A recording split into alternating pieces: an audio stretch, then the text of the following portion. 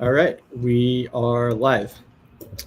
Wait a few seconds, let more people get in here. We'll start shortly.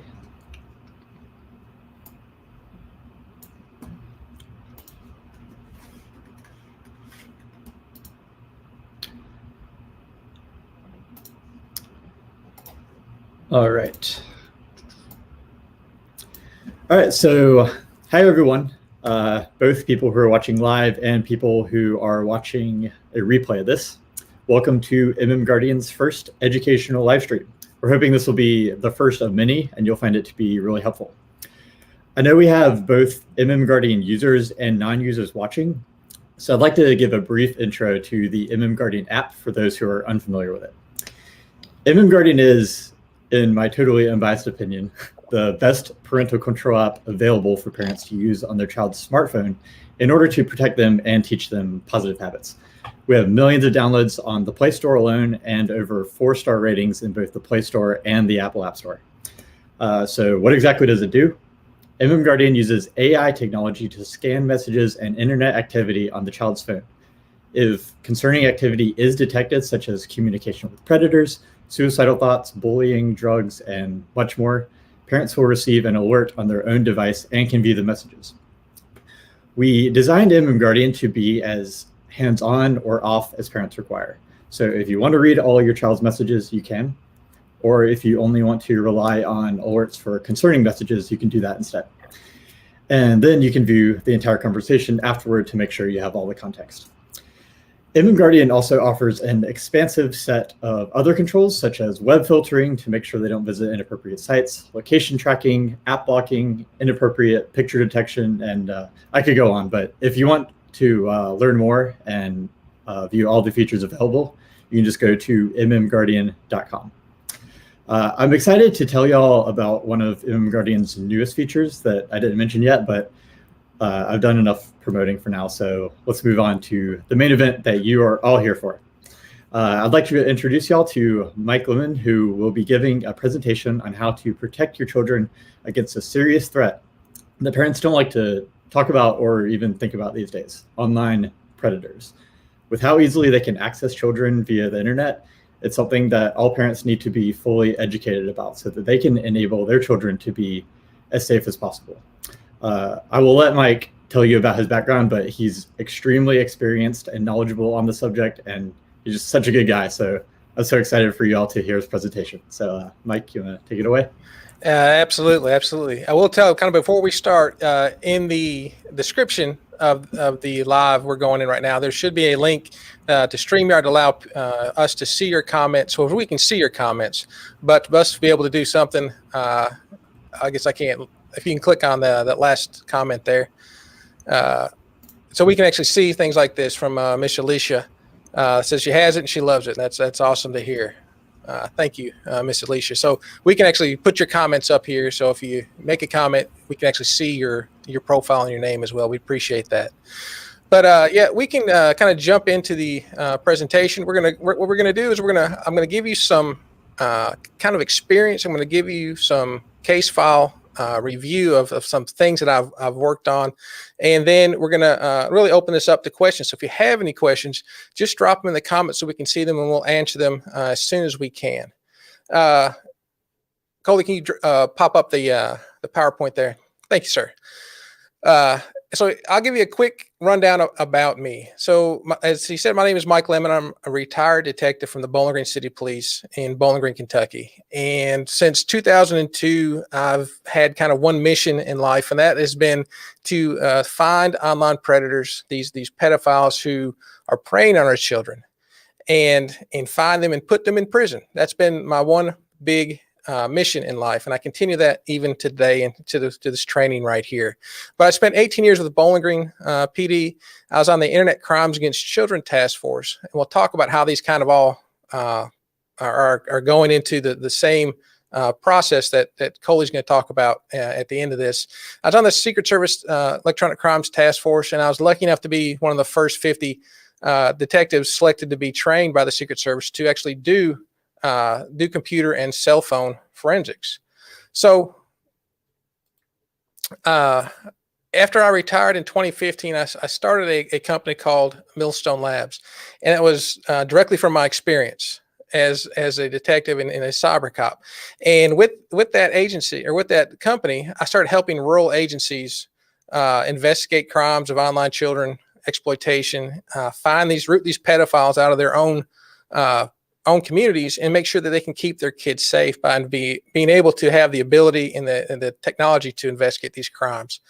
And during that time, around 2017, we started getting a lot of requests to go into schools, and we started a school training for called Cyber Safe Teen, and we've trained around 25,000 students and parents and youth involved adults in the last really year and a half. Since COVID hit, obviously in person has stopped, and so we have our mission really to train parents, and we have our own Facebook group as well, as we're partnering with MMGuardian, and it's Cyber Safe Teen Nation Facebook group.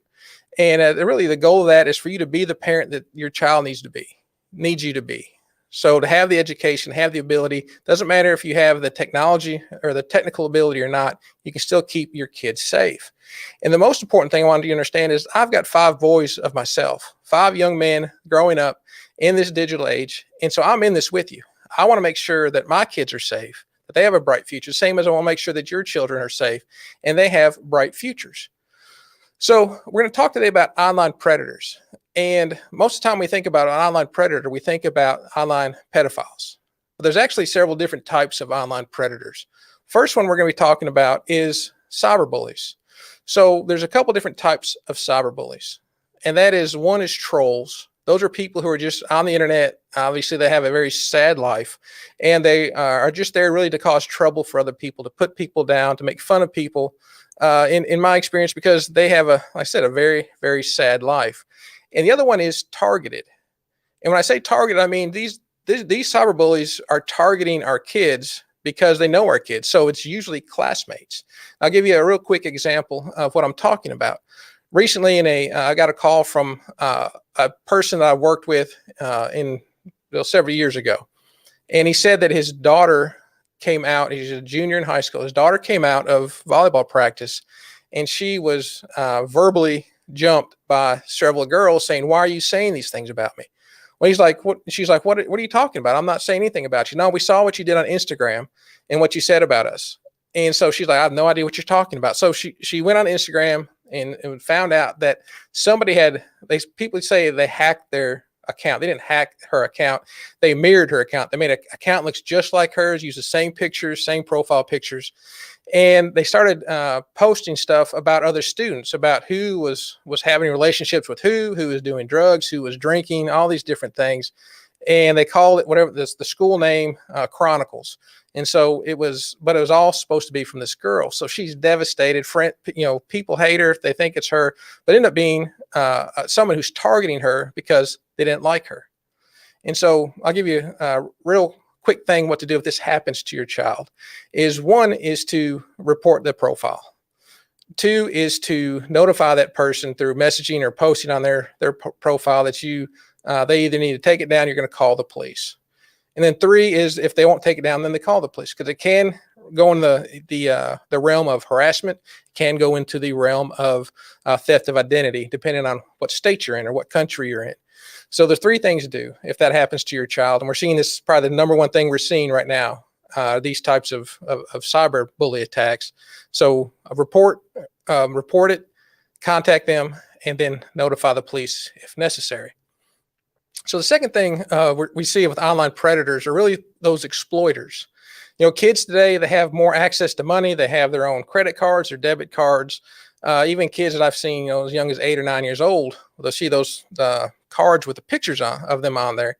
And so they have their own money. So if they have money, scammers are going to try to get that money. So that's one of the types. The second type is sexual exploitation.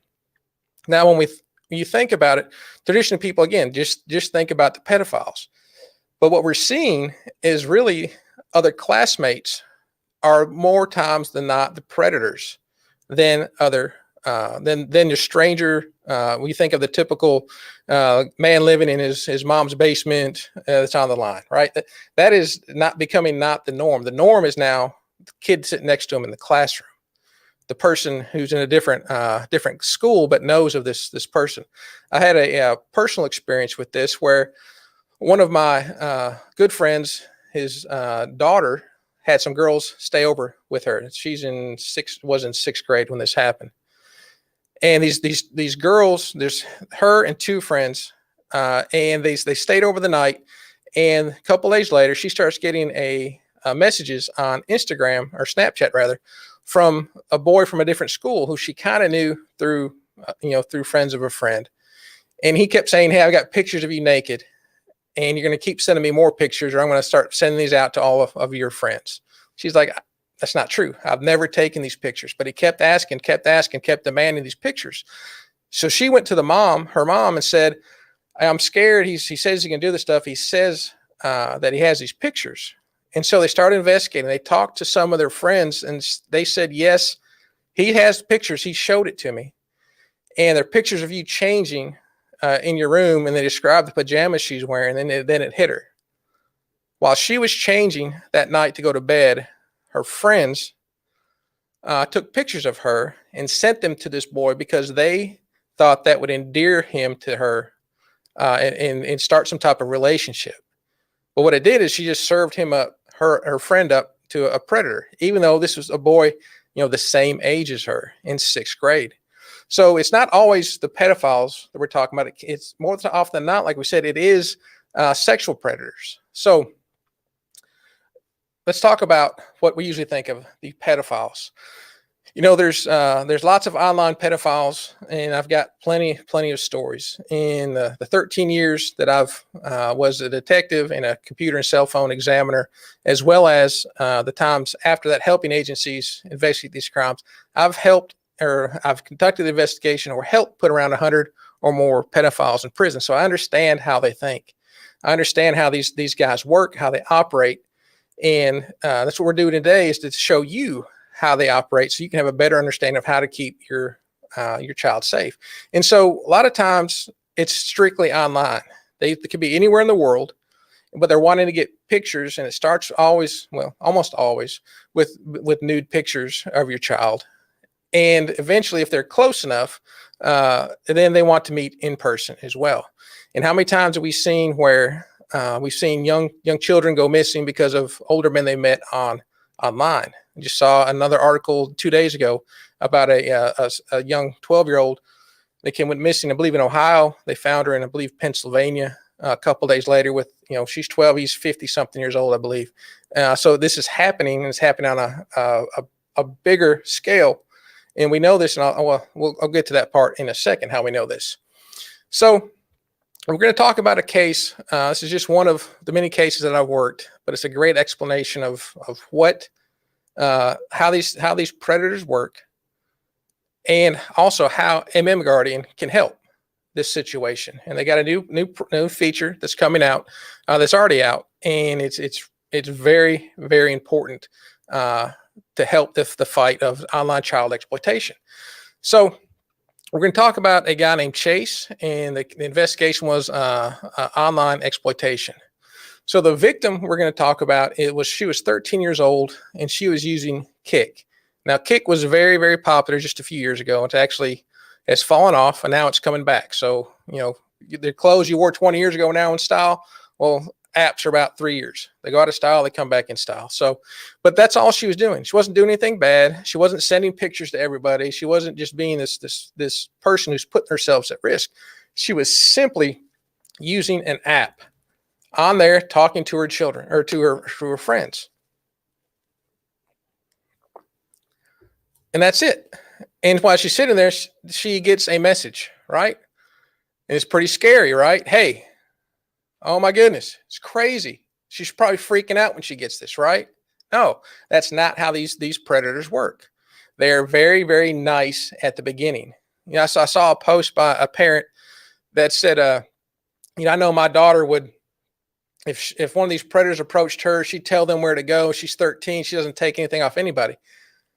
If predators approached her as what they really want to do, I'm sure that may happen, but they don't do that. They approach being very nice, being very complimentary, saying how beautiful they are. Why don't you you should have a boyfriend? I'd treat you like this.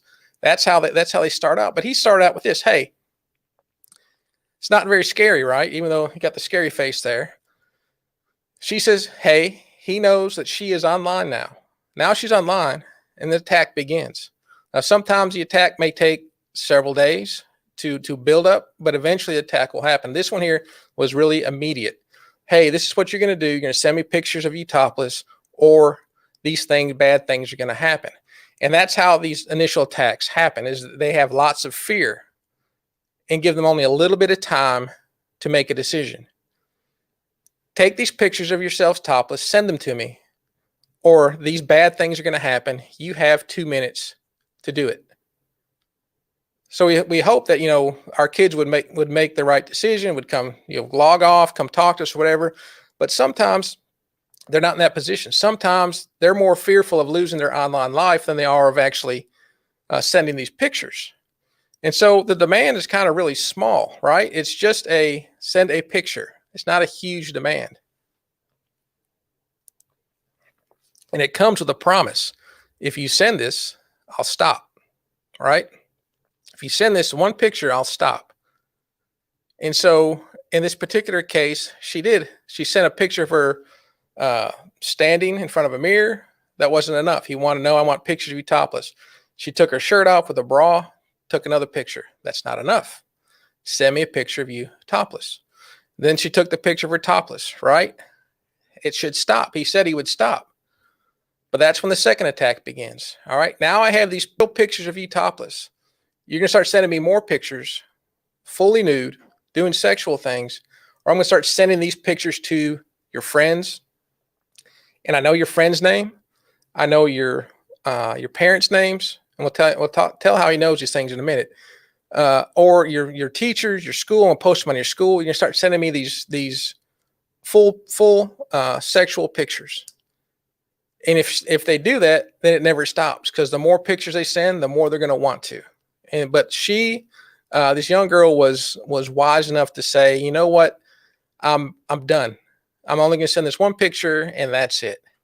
And so when he started wanting more pictures, she was crying. And in the pictures, you can see she's crying, taking the pictures. And she went to her neighbor's house, because she was home alone at the time. And she notified the neighbors. They called the local police. The local police called the local federal agency. Federal agency investigated the case, sent it to a group called NMGuardian, the National Center for Missing and Exploited Children. We'll talk about them a couple times here in this presentation. But what NMGuardian is essentially this: of all the online exploitation cases, they all go through NMGuardian at some point, either in the initial case like this, or if, say, I investigated a case that was a local suspect and I found child pornography pictures on his computer, then I would send those pictures to NMGuardian along with who my suspect was and any known victims. With that, it would turn into they receive the case, they categorize these pictures, they document these pictures, and that way, if somebody else sees these pictures, they'll know. Or if the suspect is a suspect in other cases, then they can be linked to those other cases as well. So they're kind of the clearinghouse for online child exploitations. And so if say, when this case came in, it went through NMGuardian, and then it went through the Internet Crimes Against Children Task Force, which we talked about a minute ago. With that task force, what it does, it's the state, like ours with the state police, and then it has local investigators, and I was one of those in our part of the state. And so that case came to me, and I investigated the case, got the information. We have to send out subpoenas to get all the information that we have to do to do the investigations we have to do. And then we have to go find this guy. And we were very, very lucky. This young man, Chase, had recently graduated high school in the spring. He had gone into the Navy and had gone through basic and his whatever his advanced training is called, and was home just for a couple days for Christmas before he was getting ready to get shipped out to Japan and be on a ship for 6 months. And so when we did the search warrant, we were lucky enough that he was still there at his home. So once he realized why we're doing a search warrant of his home, and we had his computer and we had his cell phone, he was pretty quick to confess to what he was doing. And this was what he was doing. He was not alone. This wasn't just him. He's a young man, 18 or 19 years old. So like I said, we think about this being just the weird old guy in his mom's basement, right? This is not the case. This is somebody who is a young African-American male who does not fit the typical thought of, we think of the typical predator online. Very nice man, very talking to him. He's very articulate, very, yes, sir, no, sir. This is what very, very driven in what he was doing, wanted to be in the Navy. It had everything going for him. Not the kid that you would think would be doing this, but he was. And like I said, he was not alone. He was actually just one of a group of men who were exploiting these children and in saving these pictures as a group. So something that he talked to us about is he actually had a target. And so many times these predators have targets. So it's not usually just random, just pick here, kid here, there. No, it's either, a certain age kind of young boy. Maybe it's a certain age young girl. Maybe it's a certain age young boy in a certain race or hair color. It can be all different types of things. And what he was looking for, 12 to 16-year-old females who were on Instagram and who had a kick handle. So he had kind of requirements for who he was going to exploit. And the last thing there is pre-attack reconnaissance, right? So he's doing reconnaissance. So he told me he would scroll through Instagram and he's looking for these requirements. Had to be 12 to 16, looks to be 12 to 16 years old. Had to have an open profile, right? That profile had to be open. And then he was targeting specific girls as far as girls he thought that, they may be up for sending a picture under the right circumstance anyways. So he had all these different kind of requirements of what he was looking at, what was wanting in a girl. So, they do this reconnaissance. They do this, they have a certain target they're looking for. So we can use that information really to help us as parents, right? To help us as parents of what are we supposed to do? Now there's some lessons here. Some big lessons that we can learn from this case. Number one is there are no kiddie sections in the apps, right? There are no kiddie sections that when you go into Instagram, when you go into Snap, when you go into TikTok, there's nothing in there that says that, okay, you're under 16, you're under 18. You can go here and nobody else can, no adult can reach you. So I was talking to or messaging a parent a little bit earlier today about a comment she made of, there's my child is, I can't remember how, like 9 or 10 years old, and they want to be on Snapchat. Well, I've seen the same kind of comment in different groups, and so kind of we'll talk about this right now. By law, just overall, by law, your child cannot be online before they're 13. And when I say online, I'm talking about being signed up for social media. So you have to be at least 13 years old. It's called the Child Online Privacy Protection Act, or COPA. And it says that if Facebook or Instagram is going to allow somebody who is 12 years old or younger to be online, and they store their information, they have to go through all these different things. They have to verify their age, get this permission from their parents, written permission, all these different things. So these apps say, okay, you have to be 13 years or older, and we don't have, we're not going to talk to, we're not going to be allowed to be on there if you're 12 or younger. So if your child's online or on social media and know this, they've said they're 13. All right. They've had to lie to get on there. And it kind of brings into, just the parental piece of this, of every app that you allow them to be on, they have to lie to be on there. So what are we teaching our kids? All right. That's really not the point of this training, but we got to think about that as well. What are we teaching our kids when we say that it's okay for them to do that? Let me get back on here. So to let's see. All right, there's no case. I really, when we do trainings, I have a simple way to really explain this. Is that, well, this app safer than that app? Well, here's the thing: apps are like bars, right? So if you take your child to, say, Applebee's at 4 o'clock in the afternoon, you go into the bar section. There's people, there's money, and there's alcohol, right? If you go into a club at 2 o'clock in the morning, there's money, there's people, there's alcohol. Same things, but there's different atmospheres. When you look at, say, Instagram, or you look at, say, Snapchat, there are different types of atmospheres going on there. Instagram's basis for sharing photos. Snapchat basis is hiding information. It's a different type of atmosphere. And so you got to think about what account you want your child to be on and what app, if you're going to be on there. So if your child is 10 years old, 11 years old, 12 years old, no, they're not even supposed to be on there to begin with. And if you're going to let them on there, know that there's no kiddie section, right? So essentially, the Facebook, Instagram, Snapchat, TikTok, everything says if you're 13 years old, you are now an internet adult. You have full access to everything that every adult does. So think about that as a parent. Do you want your child to be on there? And Heather, I appreciate that. Coley, can you throw up Heather's comment there? I appreciate that very much.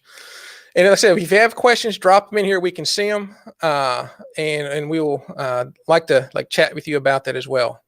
And so we know from talking to Chase that he was doing reconnaissance, and one of the things he said was he's basically his finger scrolling, taking his phone, scrolling up, looking at all these accounts, seeing who fits his profile. 12 to 16 years old. Had to look like somebody that may send a picture, may be up for sending pictures. Had to have a kick handle because Instagram, or in his mind, Instagram was more dangerous to do a attack on. He would wait until they had their own kick handle on there, and so he'd go over to Kick, and today would be Snapchat or TikTok. And on the kid's profile, say, hey, follow me on Kick, and here's my username. And so he'd go over to Kick, he'd find them, and he'd start the attack. So two things to know there. One is if your account was open, he could research you. He could find out more about you. If the account was private and it was locked down, he said he would keep scrolling. So it's a very, very important thing just to think about right off the bat. If your child's account is open where other people can see it, other people can comment, other people can reach out to your child, you have a big door going into your child's life. Another thing I say is that apps are like windows in your children's bedroom, right? The child can see the whole world from that bedroom, but the whole world can also see your child through that same window. And so think about these of who you're allowing and how you're allowing these windows to be in your child's bedroom. So lock down your child's account, right? Lock it down, and make sure that it's private, that people cannot message them, that people cannot contact them without your knowledge or allowing it. Another lesson is this: what you post is what you attract.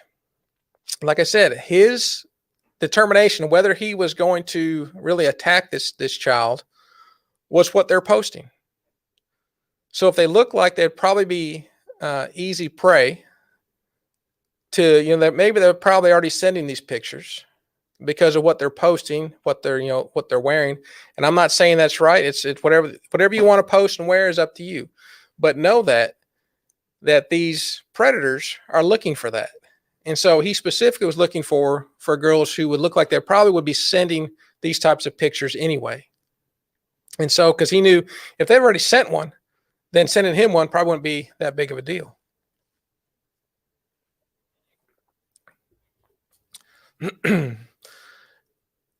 And a third of there is have a plan, right? Something that in this case particularly was really stood out to me is this: out of the the one investigation, we ended up finding on his computer over 30 victims that he had exploited, took pictures of, and we're sharing these pictures with other pet or predators just like him. Now, would I call him a pedophile? Probably not. He's 19, looking to exploit 16 years old.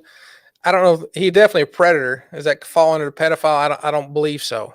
But 12-year-old to the point, yeah. But that's up for discussion if it is or if it isn't. So, but the thing that stood out most is out of those 30 some victims, and I've been able to pull up his chat messaging on Kick, and he was doing this to hundreds of girls.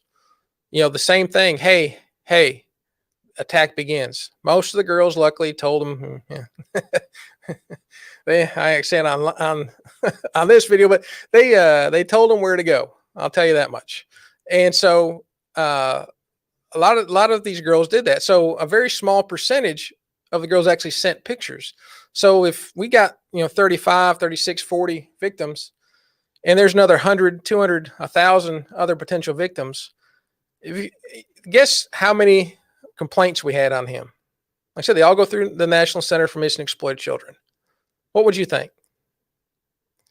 Now there's a lag here, so it'd be hard for me to see your answers, but I can tell you this: we knew of two other complaints, or one other complaint. There's two total complaints against him and his profile he was using. And in this, I have no doubt in my mind that the reason that the children did not notify their parents when this happened is because they were very, very afraid of losing their online life. And like I said, we trained from 3rd grade to 12th grade, right? And we've trained a lot of kids, and in these interactions, we know that these kids have a different online life than we have. So I have my life, I have my online life, right? I have Facebook or Instagram or whatever. These kids, their online life is their life. And so many times we see, how many times have you seen a group of kids walking around all on their phone? They're all chatting with each other, right? But they're not actually talking. And so all these kids, excuse me, these kids are used to communicating online. That's how they communicate. So, see, Cole, you kick that one up. There you go. Have you done teaching in Canada? Actually, not yet. We've got a partner in Canada who we're going to be working with pretty soon. And we're going to be having a lot of online training for students and parents as well. So I appreciate that, Tina. A little more there. I think the information, it's cyber safe team. I'm sorry, my allergies are getting me talking for 30 minutes is getting to me right now. So Peachy, you're welcome. And it's cyber safe team. Like I said, you can just check us out at the Cyber Safe Team Nation. We can, if you want to have any questions, or just shoot me a message on Facebook, we can discuss it. And so, so these kids, their life is online. I'll tell you just kind of a side story. We did a lot of the, we did all the backgrounds for potential potential police officers and dispatchers. And in the 13 years I did it, there was a huge decline in the personal abilities of interacting with people. So when we do the interview with people, in 2002, 2005, and that, having eye contact with people, shaking hands, answering yes, no, this is why I want to be the police, or this is why I wanted to work in the dispatcher, was fairly common. But towards the mid 2000s and late 2000s, or mid 2000s, having people who you interview and they just look down like this. Now, why do you want to be the police? Why do you want to have a job as a police officer? Well, that's just kind of what I want. All the answers are yes, no, and they cannot have eye contact. And I've seen that, and talking to other investigators who do these backgrounds have seen that. And talking to other people in HR fields are seeing that as well. So these kids do not want to lose that life, because that online life and real life is one. It's not a difference. It's just one. And so to have a plan with your kid, to have an actual discussion with them beforehand, pre-planning if something happens. We say there's really 4 cores to your child's safeties. 1 is your education. 2 is your child's education. 3 is having a plan, having a written contract, and 4 is the technology with using things such as MMGuardian. And so to have that plan is really something as simple as having a contract. This is what we expect from you. This is what you can expect from us. And their needs, this is a big point here. You need to have an out clause. It's okay. You're not going to be in trouble. Even if you screwed up, come to us. If you are exploited, if you are approached by somebody, you will not be in trouble. Just come to us. Now, people say, "Oh, they screwed up," whatever. I don't care. To be honest with you, I don't care if my child has screwed up and done something bad, and there's something they shouldn't have done against that contract. Out of 100 or 1,000 people, and it's just this one case, who were approached and they tried to be exploited, 2 people were called the police. If anyone in the beforehand, if more people would have called the police, somebody would have made an investigation and stopped this girl who's 13-year-old from being exploited. Now she's exploited. Now she has these pictures out there forever. Now she's got mental health issues. She's in counseling, things that should never happen to her because she's afraid of losing her online life. So I want my kids, and I want your kids, to be able to come to you first and say, "Hey, this is exactly what happened. I know I messed up. We can deal with that later." But just make sure they understand that they can come to you. They need to come to you immediately if something happens, if they're ever approached, to have that plan. So having a contract is huge. Having a contract. So think about this just for a minute. In the time it took for this exploitation to happen to the victim, to contact the local police, to start their investigation, to start their local federal investigation, to contact National Center for Missing and Exploited Children, for the center to find one of our local agents, federal agents, and for them to deliver that case to me, and me to do the investigation to find him and to arrest him, was around 6 months. It takes a lot of time to get all this paperwork through. And it came to me, I think, in November. So it took me about a month to send out the appropriate paperwork, to verify who this person was, and just to get that search warrant ready. So now take that 6 months. How many of those girls that I saw on that computer were in there after this victim was victimized? Many, right? How many girls were exploited online? Many, during this 6 months. Even when he was in basic, which surprised me. I didn't know the kid that recruits could use computers in basic, but they can. And he was exploiting girls even while he was in the basic training. But if we can cut down this time straight from the victimization, the case that happened, straight to NCMEC, and then push that through, we would have saved 4 months, 4.5 months on this investigation. During that 4 months, we would have saved other children from being victimized. We would have saved him being able to victimize other people. And we would have, if we can speed that up, all those children who were victimized during that time would not be victims. And so speeding these things up are really important to us because it makes children safer. And so I'll turn this back over to Coley and to talk about what this new feature is that they have. But I want to make sure you understand is that technology is a big piece to this, and the fact of what Coley's getting ready to talk about, it really gets me excited because it makes kids safer, and that's what we're all about. Coley, want to jump back in? Sure. Let's see. Let's get you up here with me now. Oh, there I am. All right. All right. So yeah, so the feature, first of all, that was amazing presentation, Mike. Thank you very much. So much for doing that. Yeah, it's phenomenal. So the new feature that Mike was talking about, it allows parents to report predators when they receive a predator alert from MMGuardian. So you have your parent app, you'll receive a notification, you'll open it, and then you'll see the option, and you can report it to us with some very basic information. We will have a trained MMGuardian team member to verify and then pass this information over to Cyber Tipline, which is a branch of NECMEC, what Mike was talking about. So we started beta testing this in November, and we've submitted over 20 reports to Cyber Tipline about real predators. And That's we've awesome. already been contacted. We've already been contacted by law enforcement looking into these cases. I'm so excited about having this real world impact and being able to help expedite this process of catching predators and preemptively protecting other children, like Mike was talking about.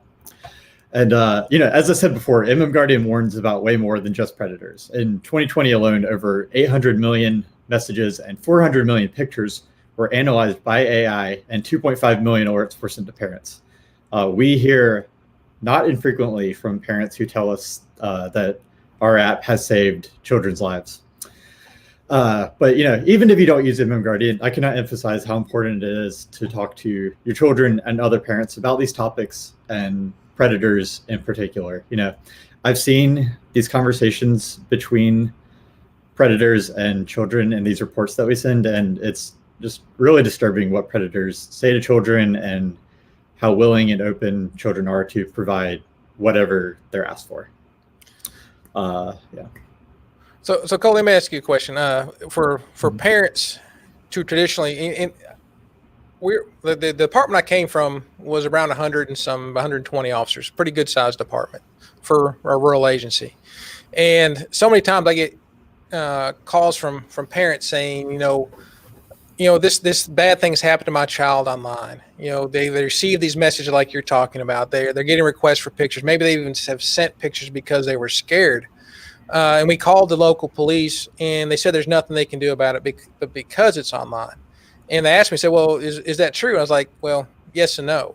It's not true. There is something they can do, but they haven't been trained. They don't have the equipment, and they don't have the know-how of how to investigate that case. It's a very specialized topic to be able to investigate.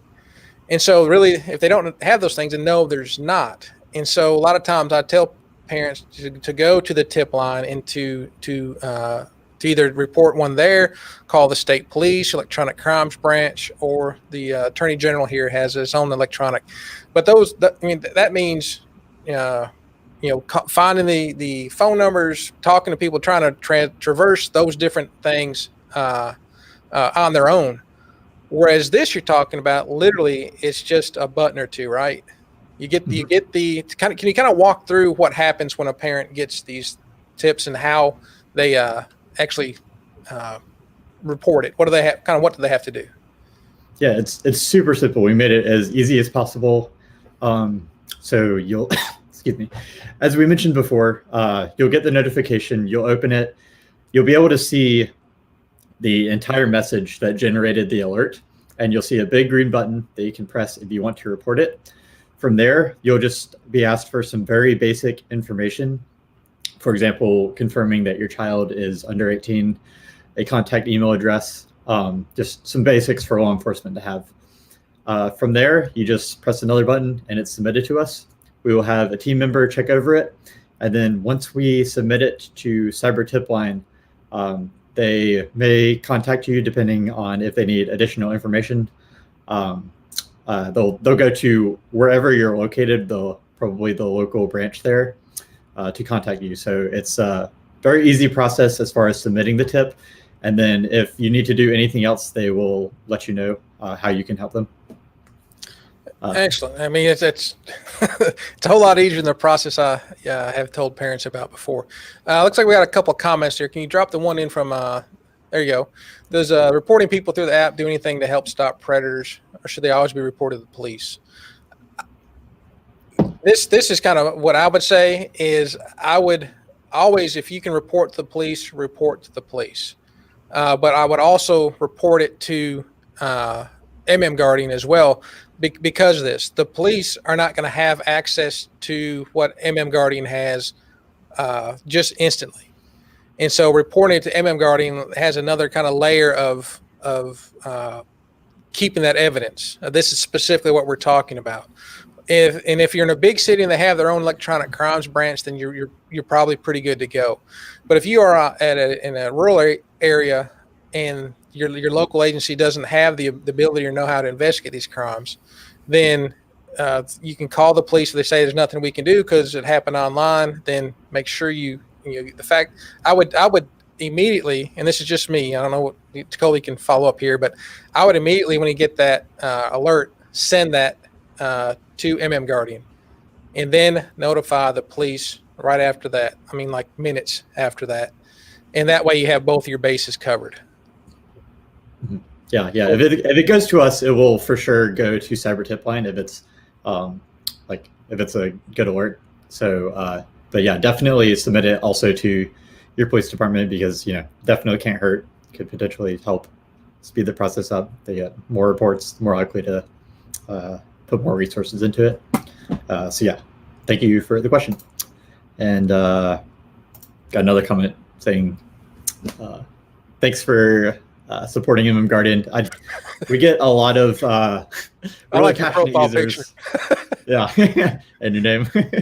Yeah,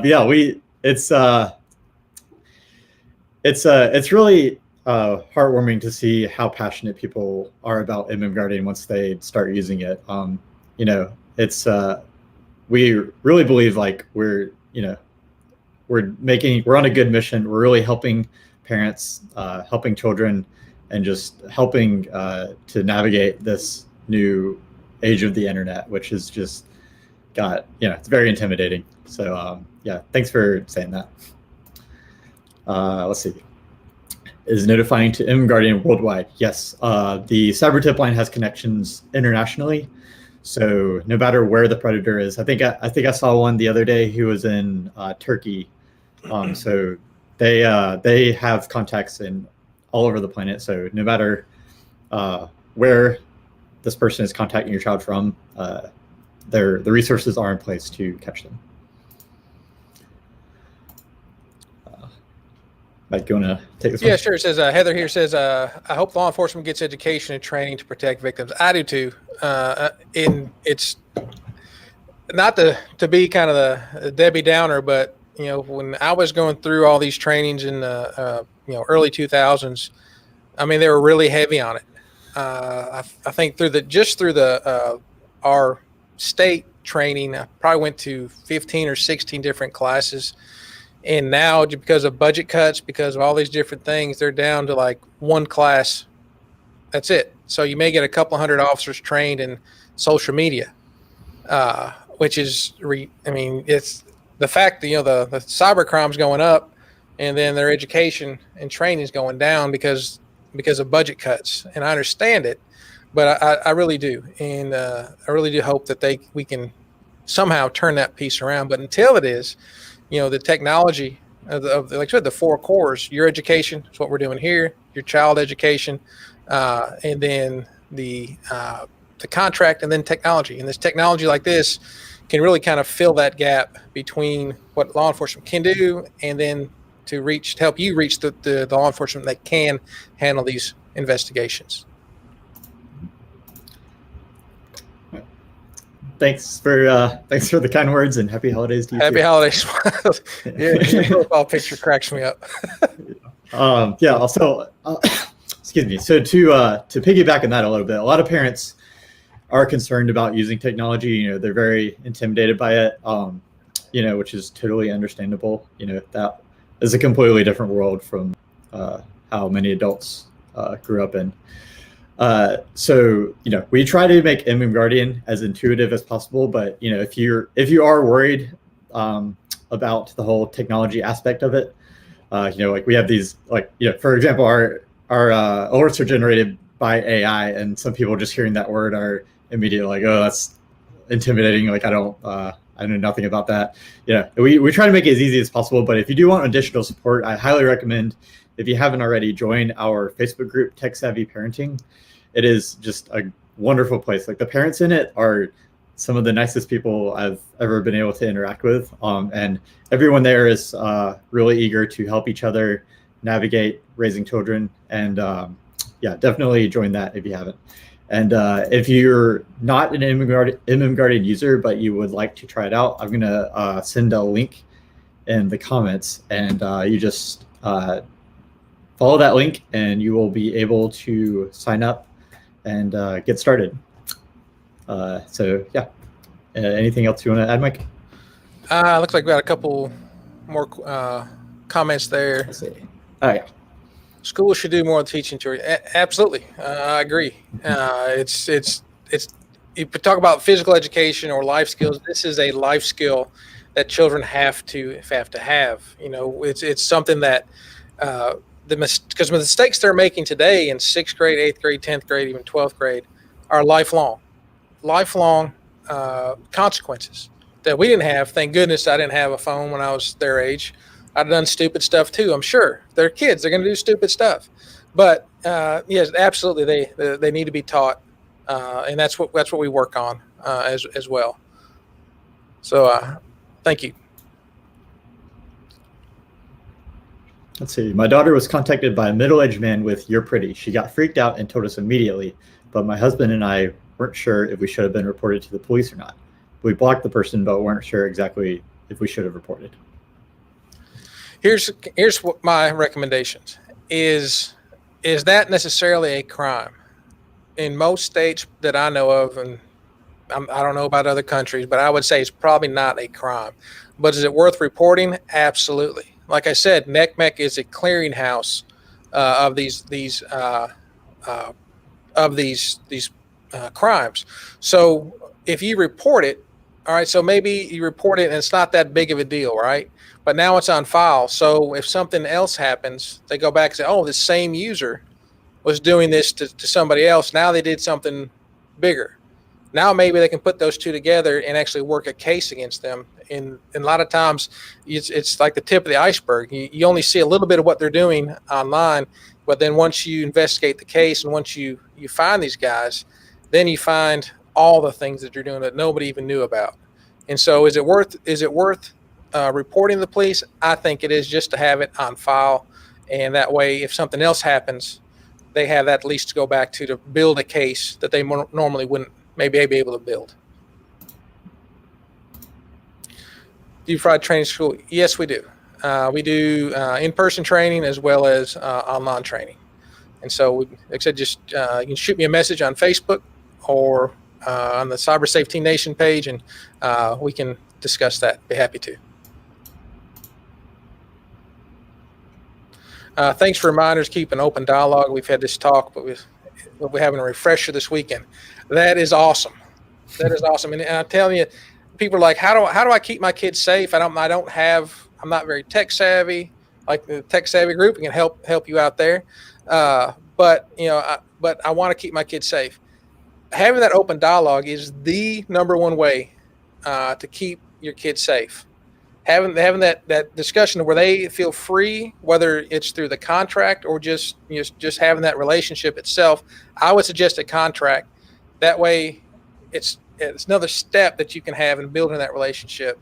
To say, come to us, it's going to be okay. We want these things for you, but come to us it'll be okay. So to have that open relationship, Tracy, is awesome, and having a refresher, it's perfect. It's exactly why we do these types of training. So thank you for saying that. Yeah, definitely can't hurt. All right. Well, it looks like that is all the comments. So I guess we'll wrap up here. Thank you for everyone who tuned in. And if you're watching the recording of this, thanks for watching. I hope you learned a lot. Mike, you want to say any closing words? I'll just thank you, Coley, and thank you to the MMGuardian group to allow me to come and talk to your customers, potential Facebook group, and kind of help us spread our word. And so this is our passion. This is what we do. And thank you for being a part of it with us. Of course, and hopefully we'll be able to do more of these in the future. That'd be awesome. All right. Thanks for tuning in, everyone. See ya.